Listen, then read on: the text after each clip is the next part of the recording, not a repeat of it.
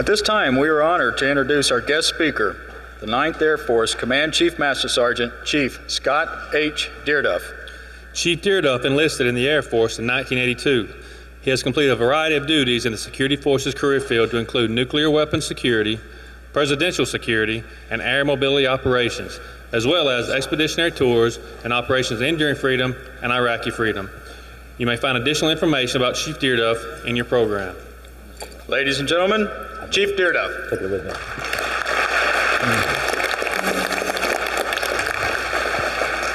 Well, thank you.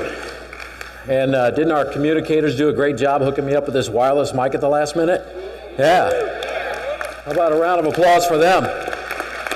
You guys can wave. You can wave. There you go. All right. You know, it takes those people behind the scenes like that to make an event like this happen, and I'm sure there were hundreds or dozens at least of others. The folks putting the meal together and the guys doing the videography back there, they're kind of, I'm worried about them. Do we have a safety NCO anywhere in the house tonight? Keep an eye on those guys. They're back there on those big stands. But what a great event, what a great place. I've never had the privilege of being in this particular hangar, and I'm just amazed. What a great setting. So for the committee that put this together and selected this, how about a round of applause for them for making this all happen? Well, every time somebody gives a speech, there's always at least one nervous person in the crowd. And tonight I can tell you that's my son who came with me tonight, because he's worried about how long I'm going to speak and how many times I'm going to move around, so he has to keep turning. He's 16, so I have to be careful tonight. I don't want to, set him up for failure later in life, and never want to be a guest speaker, so I'm going to try and do my best to keep it that way. General, Mrs. Stenner, thank you for being here with us tonight, to take the time to come out and honor these chiefs and their families. That's just fantastic. General Mazik and your spouse, we've had some good conversations there, got some advice about future potential college recruiting stuff going on, so I greatly appreciate that. And for the colonels at the table, thank you for joining us and representing your wing, and both of you representing your wing tonight. Just fantastic that you would take the time to come out here and be with us, because this is about these Chief Master Sergeant Selects and the chiefs that have already pinned on out here tonight. So we thank you for that. Chief Badgett, I tell you, some of you don't know this, but if you did a real close review of the two bios, you'd find out that he and I were stationed together at Schusterberg Air Base in the Netherlands from 1982. I left in December of 85. He left a little bit later in 86. And so here we are, I don't know, I can't do math very well, but like 27 or 28 years later, here we are sitting at the same table talking about old times. And if you don't mind, I'll tell you 2 or 3 stories about him. We don't mind, Chief. We don't mind. See, there we were in Amsterdam. No, there's not enough time. So I won't do that. I won't go into that. I know, Colonel, you're looking at me going, why not? Come on. Give it up a little bit. What a great place this is to come. It's my second visit to Robbins, because as the 9th Air Force Command Chief, I used to have responsibility for the 5th Combat Comm Group, which has been stolen from us now. And so the new responsibility I have here is with the 116th Air Control Wing. And so I'm proud to still have an affiliation with Robbins and the greater Robbins community, so I'm glad to be here. And Chief Buddy Hutchison, he's quite the host. He really is. You come into your lodging room, and typically somebody will leave you a note and make you feel good. They want to make you feel welcome, kind of like coming to their home. They want you to come in, take your shoes off, sit down, and get comfortable, right? That's kind of Southern hospitality. You expect that. What I didn't expect today was this room that he put me in. Now, as a chief, some of you out there in the crowd, young one-stripe airman over here, radar maintenance technician over here in the corner, where you at? Yeah, young one-stripe, pay attention now, all right? As a chief, you think, he gets the best rooms, he gets all this stuff, and that's pretty true. I do. I make up for it because in my deployed days, I stay in as many tents as I can just to keep myself humble. But when you come to a place like Robbins, you get a pretty nice room, and I got to tell you, he just overdid it tonight. I think what happened is he put me in one of these general officer rooms. I really do. Now, I'm not sure, because I ain't never spent time in many of the general officer rooms. Lieutenant Colonel, I'm sure you haven't either. You're with me. But I'm taking in this room, and it's pretty nice. And I'm thinking, man, these generals, they got it all right, man. Looking through there, nice couch, decent sized television, all the channels, golf was on and such. And I worked my way back through, and there's a bedroom and a nice little kitchen, all this stuff. And I came upon something that told me clearly that I was no longer in a Chief Master Sergeant room, but I was in a General Officer room. And that was the telephone that is in the bathroom next to the toilet. Now, there's a lot of chiefs here tonight, and we all somewhat think we're pretty busy folks. We like to work a lot of hours. We like to do some important work and some important things. And we keep ourselves occupied 12, 14, 16 hours in a day. I can tell you, folks, honestly, 28 plus years of service, I ain't never been so busy as to need to make a phone call from that particular location. Now, how does that work for the person on the other end? Do you tell them, General, where you're at? If you're TDY to one of those rooms and you're calling home to talk to Mama, do you say, well, honey, I'm in the toilet right now? So, thank you. I've learned something new tonight about a world I rarely get to walk in. But here we are tonight to honor what is in our presence 11 Chief Master Sergeant and Chief Master Sergeant selects from this year, and a few others that couldn't make it, and certainly some others that had other commitments and couldn't be here. Let's think how special this is.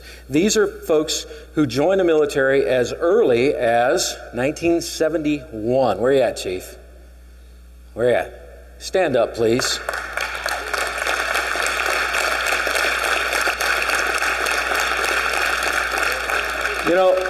Chief, I'm honored to be here in your presence tonight. He joined the United States Army in 1971, if I'm correct, and has served in different variety of capacities. Folks, do some quick math. That's 39 years. Thank you very much. We honored your service.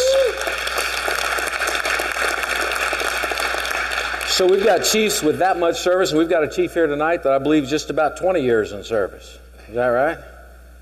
Or no? Maybe she's the one that couldn't make it. She deployed. How about that? 18 years of service?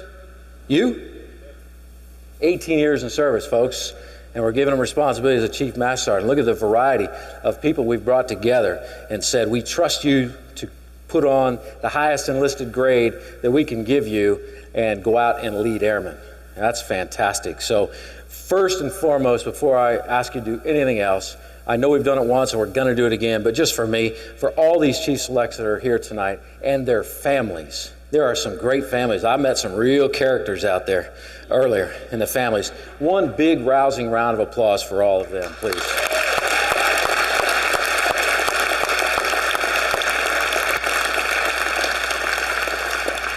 So some of the chiefs and their loved ones are wondering right now, well, he's standing out there in the middle of the floor. He's not really at the podium. Is he even going to give a speech tonight? Because most people will have a speech. It'll be on a piece of paper. It'll be in a folder, and they'll be up there making sure somebody didn't play a joke and change the pages out on them and like rearrange while they're on break. But I don't do that. I just like to come out here and tell stories. You see, it's a lot easier. And those that have been deployed with me, worked with me before, they go, oh yeah, he tells lots of stories. Sometimes they're good, sometimes they're bad. This particular one's one of my favorites, a story that I like to relate because I'm somewhat simple. Now, none of y'all from the South take offense to this, but I was born in Indiana, okay, and raised there. And we kind of think of ourselves, Indiana, as simple people. I know you in the South you've tried to take that from us and create this simpler people. Right? No? Okay. Well, I'm a simple guy. So I just tell you a story that has some meaning. And hopefully, whoops, you all right? That's them college girls over there. They might have cut them off at the bar a little sooner before they started spilling stuff on the chief over there. And his boss, by the way. But I just like to keep it simple. So I have to relate it to something that, for me, makes sense. And to me, golf is one of them things that makes sense. Now, how is he going to relate being a Chief Master Sergeant to golf? Think about that for a second. That's crazy, right? You play golf? See, so he's guessing right now. He's like, how's he going to put it? He's like, he's crazy. Well, here's what I would tell you. For those of you who don't play golf, golf is a series of 18 holes, split into 2 sets of 9, front 9 and a back 9. You stop at the clubhouse, blah, blah, blah, and all that, and it's fun, and it's competitive, and there's lots of things. But you're still wondering, how's he going to relate being a chief to a round of golf? Well, here's what I'll tell you. When we joined the United States Air Force, or the United States Army, or the United States Marine Corps, as one of our other selects did back in the day, we joined and we went out to the first tee. And for about the first, what we'll call 3 holes, was kind of a learning experience for us. Kind of like being an airman, being a young airman. We go out there, we're enthusiastic. We've got all this energy. We want to go get involved. We want to be a part of something. We want to get out there. We don't worry about making mistakes. We just hit the ball down the fairway and see what happens. Sometimes it doesn't necessarily go straight, does it? Sometimes it doesn't necessarily go as far as it was intended to go, and sometimes it just doesn't go very well at all. See, you're still in that learning phase. First 3 holes is kind of goofy. You need lots of supervision around there. Someone, team captain, somebody on your foursome that can help you and teach you the rules. Hey, when your ball's over here in the woods, here's how that goes. Here's the penalty for your mistake in hitting the ball into the woods. So you got some coaching going on. You with me? You're a bright young man. Yeah, I like you. So those first 3 holes, I just relate that to my years as an airman. And I fortunately had some good team captains around me that got me through those early years, those early holes, and moved me on. So then I got to hole 4, 5, and 6, kind of like my NCO years. And I was now a sergeant. And so not only did I have to kind of play those holes well, but I also had to give a little guidance to some of the others who hadn't quite caught on yet. And I had to help them, tell them it wasn't legal to, kick your ball back in the fairway when other people weren't looking. You had to follow the rules. And so I started becoming kind of the rules enforcer through holes 4, 5, and 6. And then, I was getting pretty good, like you were, getting pretty confident in my abilities out on the golf course. And so holes 7, 8, and 9, that was kind of me, like my senior NCO years. And not only did I play well, but I also knew the rules, and hey, I even enforced the rules. And from time to time, I would help those who were enforcing the rules. I was the guy on the foursome who didn't mind standing up on the first on the tee and hitting my ball across the trouble, across the hazards and those kind of things, because I was pretty confident. My senior NCO years, holes 7, 8, and 9, and I played them well. I brought the others along with me, and they played well, and we were successful. And so some would say it's like finishing those senior NCO years and someone saying, you've done it. You've made chief. You're the man or the woman. You're important now. You're successful. You've got it. Congratulations, chief. Welcome to the world of being a chief and being finished with those first 9 holes. And then something hits you, and you realize that where you're at after 9 holes is the clubhouse. And that's just a chance to take a little break and reflect and think about where you've been on those first 9 holes and how you reflect back to the mistakes you made on 1, 2, and 3, and someone guided you. And you think about 4, 5, and 6, how you guided. You think about 7, 8, and 9, and you think, well, I'm pretty good at this game now, so I'm going to go into the clubhouse and enjoy myself because I'm the man. And it's done. I know it all. I'm finished. I'm going in, have me a cold beer, get some free pretzels, talk a little smack to my friends. I got this, right? But then that realization hits. There's a back 9. And who really cares now at this point in time what I did on the front 9? Because now it's time to get serious. Because what I'm going to do on the back 9 is what they're going to remember. And so I got to go out and I got to be perfect. I've got to try. I'm not going to be, because I'm still going to slice one once in a while. But I got to make sure that I know what is supposed to happen. I've got to make sure that I know what I'm supposed to be leading my foursome. Every once in a while, I might just step up and stop the whole game and say, we're getting a little unsafe here. I'm a little worried about you slicing off into the weeds again. So come on back over here. Let's sit down and talk before we move on.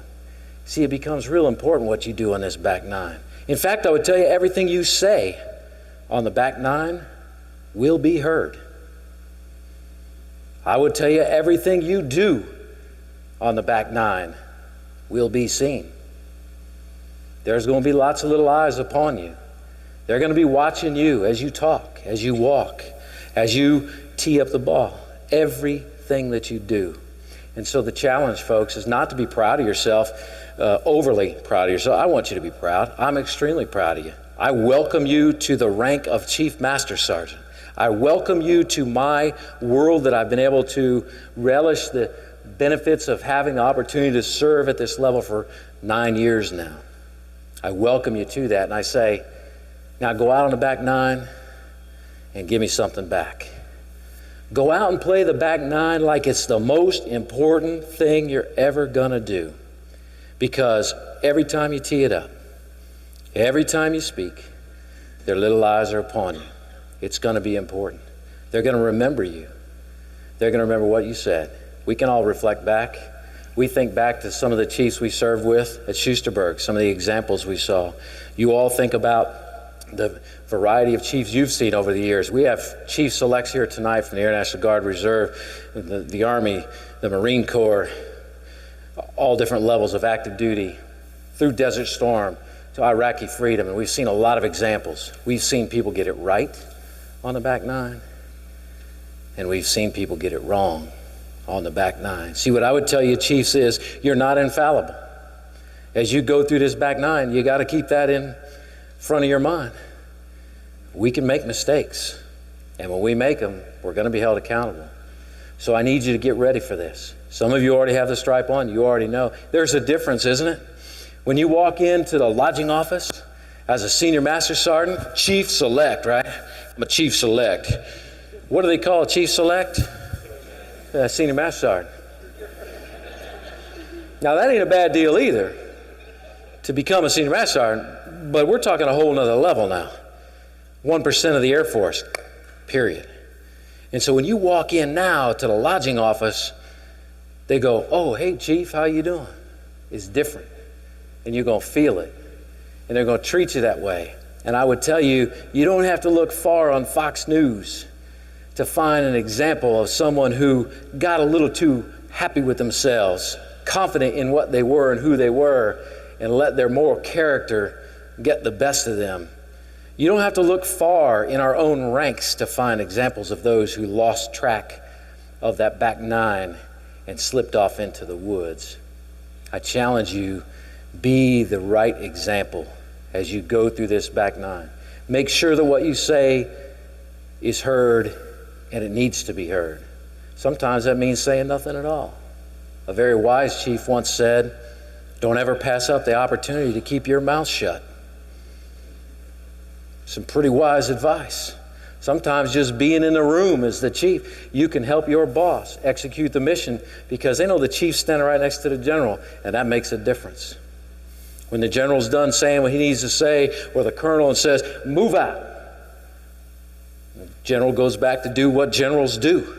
That's important stuff, but the chief's going to be there to go make sure it gets done.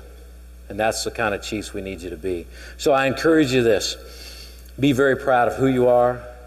Be proud of where you are tonight. Consider tonight the clubhouse. And you've had a little food, a little snack.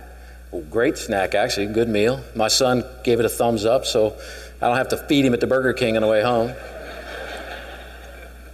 And you've had a time to reflect, and you've got family and friends and supervisors and loved ones and commanders and all these folks here to help you reflect. And as you leave here tonight, I want you to think about that back nine. And think about the young men and women that are in this room tonight. I'm not talking about those of us in uniform. I'm talking about the teenagers here in suit and tie, the young college students over here in their nice college evening gowns. I'm talking about the grandchildren, the children of all of us sitting in here who are worried about where this world is going and how long we're going to be at war. And before I send my son off to war, I want to know that there are chief master sergeants in all these units who are taking the orders of their commissioned officers and executing them properly so that he has the best chance of survival when he goes out and faces harm. And I would say that every mother in here, every grandmother in here, every father, every uncle, brother, sister feels the same way. Chiefs, this is a big, big deal. You've got to take it serious. I know you do. You've got to go out and play that back nine with aggression. You got to go out and play with enthusiasm. You got to go out and play it with everything you got. And then when you can't do it anymore, be proud of what you've done and hang it up. Because the last thing we need is you to hang around if you're not fully engaged. So I challenge you one last time. Play that back nine like there's no tomorrow. Do it right. Make me proud, make your family proud, make yourself proud. And this Air Force, this great Air Force, wait before I finish with that. Is there a soldier in here tonight? I thought I saw a soldier somewhere. Is there a soldier back here? No? Well, I know I have a sailor in here. Please stand up, Chief. Where you at? Where did Chief go? Did he leave me? Oh, there he is. Representing the United States Navy, Chief Petty Officer.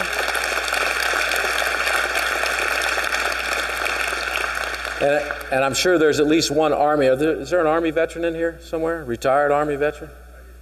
Please stand up, sir. Thank you for your service. And I know one of our chief selects is a former Marine. Are there any other former Marines in the crowd tonight? No? Well, we are representing the United States Marine Corps. Oh, right there? Oh, where? Who, the photographer? The videographer? Oh, thank you. All right.